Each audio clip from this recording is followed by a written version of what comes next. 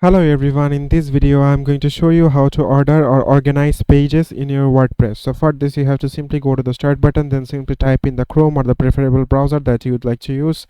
Then simply click on enter. After that it will simply take you to the browser. Then here you have to simply type in www.wordpress.com and then it will simply take you to the WordPress login page. Simply put in your login credentials. Then after that it will simply take you to this dashboard.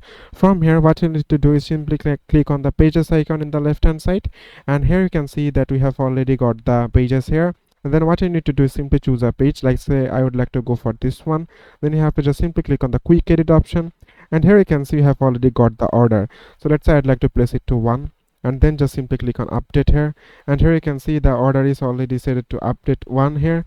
And you can also check another one. Let's say I'd like to go for the contact us, and I would like to make it to the 2, page number 2, order 2. Then here you have it, just simply click on update, and that's how you can easily organize pages or reorder pages in WordPress. So it is as simple as that, guys. Thank you very much for watching this video.